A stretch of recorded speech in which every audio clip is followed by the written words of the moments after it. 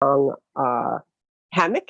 So, and we have some couches here. And once the couches come, my campaign director comes and we're all good to go. Because he thinks best either pacing on the phone or lying flat on his back. We joke. So good morning. Good morning. It's so good to be back. Our last live stream was the day of the May 19th primary. So we've been rebuilding and getting things ready for the general election. That was a bit of a roller coaster for us. And for those of you watching on the live stream, I just want to say welcome back. And thanks for Cameron Whitten for being here today from the Black Resilience Fund as my guest. I want to give a shout out to Space for helping us with captions this morning. Space is an innovative Portland-based nonprofit with a mission of making arts and cultural events accessible and inclusive to the deaf and hard of hearing. And I'm very happy to support them and very happy for your help making this live stream accessible. Thank you, Space, and thank you to our captioner this morning. And speaking of inclusion, I want to make sure that viewers are included in the conversation. If you're watching live, please feel free to join the conversation this morning by commenting on this video. Your comments will come straight to my team, and I'd be happy to incorporate your questions into this conversation or possibly follow up afterwards. If you're watching later or listening to this on the podcast, you know you can always email us at ourportland@sarah2020.com. And with that out of the way, I'm so honored to have Cameron Whitten with the Black Resilience Fund as my guest. They're an inspiring young leader in our statewide movement for social justice and very active here in our Portland. The Black Resilience Fund is an emergency fund dedicated to fostering healing and resilience in our community by providing immediate responses to Black Portlanders. Cameron, I have to give the full disclosure. BRF is a project of Brown Hope, a local nonprofit on whose board our campaign director, Greg McKelvey, serves. Just wanted to get that out of the way so we're legit. And also to let folks know that they're working as a 501c3, so this is in no way an endorsement of my campaign. This is just a conversation. And in fact, you may disagree with me and vote for my opponent if you want, but I still want to hear about what you're working on. Tell us a little bit about yourself and what brought you to this project. Thank you, Sarah, and good morning, everyone. The Black Resilience Fund was created during a difficult time, during a time of crisis and emergency. And I remember when I first saw the headlines of George Floyd's murder, I braced myself. I've been a Black Lives Matter activist since Black Lives Matter. This is not the first time that we have heard "I can't breathe." This is not the first time that we saw a Black man's life being taken over agonizing minutes, being recorded and broadcast across the world. We had Ahmaud Arbery murdered weeks before, Breonna Taylor murdered just days before. And so when I saw the headline about George Floyd, I braced myself. I knew there'd be public outroar. I knew there'd be hashtags and lawn signs, but I expected that after some time, the uproar would die, the headlines would fade away, and nothing would change. And while I was there bracing myself, I could tell there was something different. I started getting, we saw the outrage and the uproar and the number of people speaking up who hadn't spoken up before. I was getting a deluge of white allies reaching out to me personally, asking if I was okay, if my needs were taken care of. I had never seen that happen before during any moment. Breonna Taylor, Ahmaud Arbery, and for years now, no one showing up the way that they did. I almost turned my phone off. And so I could tell we were in the middle of an awakening, of a reckoning, of a paradigm shift. And I went to Facebook that Sunday, just 4 days after George Floyd's murder, and I posted, we've all been a part of a long, painful week that is an extension of a year that's challenged all of us to our core. As we are, and as we should, advocate for real systemic change, we also can make an immediate impact of the lives of our neighbors. So I said, for my Black siblings out there, do you need a warm meal? Do you need a bill paid? Do you need groceries? Reach out to me, we'll get you taken care of. And for my non-Black allies, if you can help us provide real support to our community, please message me. I'll send you my Cash App, my Venmo, my PayPal, and we'll get that money where it needs to go. Honestly, when I did that, I thought we would raise $5,000 in 2 days' time. We ended up raising over $11,000 that first day. $55,000 the next day. And then the third day, I went to Facebook Live and I dared Portland to raise $100,000 in a single day. And I got my butt whooped. They didn't, Portland did not raise $100,000. They raised more than $155,000. And here we are 30 days later, having raised over $1 million. 100% of that $1 million is going directly into the hands of Black Portlanders to help pay for their daily life expenses, to help them address emergency financial situations, giving them immediate financial relief so that they have breathing room to focus on living their best lives. Cameron, that's so inspiring. And it actually leads me to something that we get called a lot in national press, which is the whitest city in America, right? And you look at this, and to me, that says that the whitest city in America by demographics, and that's largely changing too. We know that over half of the youth in Portland public schools are non-white, right? Yeah. But that shows me that being the necessarily demographically whitest city in America doesn't mean you have to be the most racist city in America. So what is the response to BRF telling you, not just about what Portland is, but what Portland can be? Like, what lessons are you learning about this city? Yeah, Portland can be at the epicenter of crafting a new narrative of what a racially justice future can look like.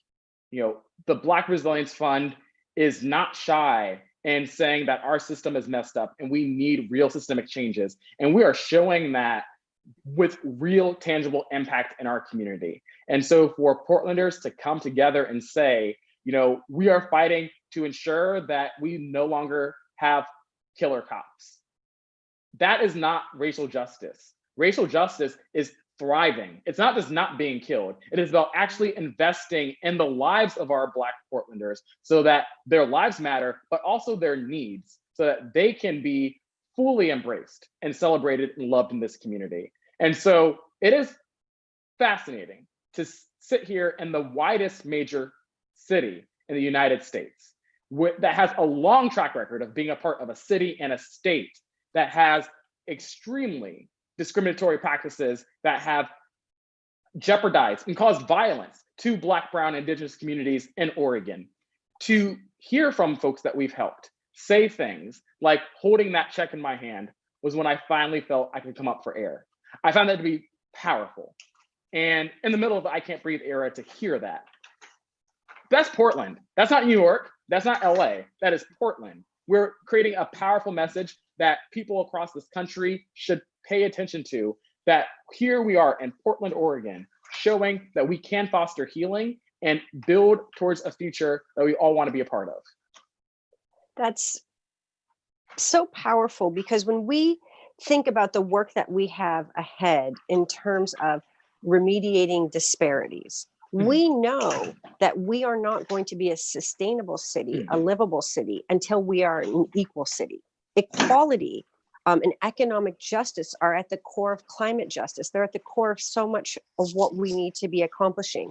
And so the fact that this really is about fundraising and that we're getting resources to people in need, there's got to be lessons there for policymakers, for local government. What are you learning from your all volunteer-led organization? How can the community effort like this pave the way for a future city where we are actually a leader in remediating inequality as the basis of our urban framework, really?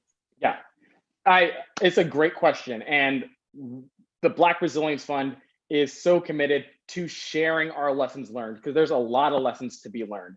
Part of my story is that when I came to Portland, I survived child abuse as a kid, and I was 18 years old when I came to Portland, and I was homeless. And for 2 months, I spent every single night worrying whether I'd be turned away from a shelter bed and have nowhere to go. Thankfully, I had access to nonprofit resources to get on my feet and to be where I am today. But I still have trauma scars of what I saw within our current structuring of community aid and our current structuring of helping our neighbors. Our systems are not working. Despite all of the different programs that we've had, affirmative action, scholarships, job training programs, all these things that we currently have been using to address our racial disparities, the wealth gap in this country between now and the 1960s is the exact same. That's failure. And that's not to sit there and blame fingers. It's there to say that we can do better. And so the idea of the Black Resilience Fund is that we are looking at ways to help an entire community. We are not looking at how do we target that one individual and have a story of individual transformation. We've had that story of the Disney story of rags to riches. We are here saying that an entire community needs to be assessed, and we need to support that community universally. And so our goal with the Black Resilience Fund is to provide real, tangible support to as many Black Portlanders as possible. And one of the things that we are seeing happen from that is that we are seeing Black Portlanders help other Black Portlanders. Every person who's doing an intake interview is a Black Portlander. Every person who's dropping off a check to someone who's applied is a Black Portlander. We've heard from people born and raised in Portland saying, I have met so many born and raised Black Portlanders that I never knew existed before. We've experienced years of gentrification and years of displacement. We have lost connection. And we do know that when people have someone they can turn to, they can get support. That's what we saw with the GoFundMe. GoFundMes are traditionally very inequitable because it is who's got connections to money that can raise money. And we've done it differently, where we are saying this is a GoFund us. We are saying that this is a collective need. And our goal is to connect more Portlanders together, and so that we are not deciding who gets funded or not. We're deciding that everyone who needs it, everyone who experiences the trauma of anti-Blackness is going to get real support. And we want the grassroots community. We want community members supporting community members. And it's with developing those real long-term relationships that we will be resilient in the form of any crisis. I love that. You and I shared this particular understanding that community power squares all other power. I mean, it's infinitely more powerful than anything we're able to accomplish alone. You've raised over $1 million. Where do you go from here? In the last few, we have just a few minutes, but I know you have to run off to Alberta Main Street. Where do you go from here, and where can our viewers and listeners find out more about you, get involved, volunteer, donate? Tell us a little bit as we wrap up.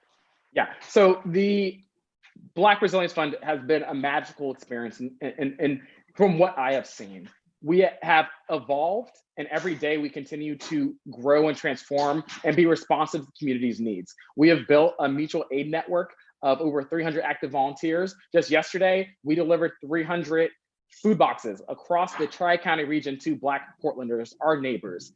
We have begun supporting advocacy efforts.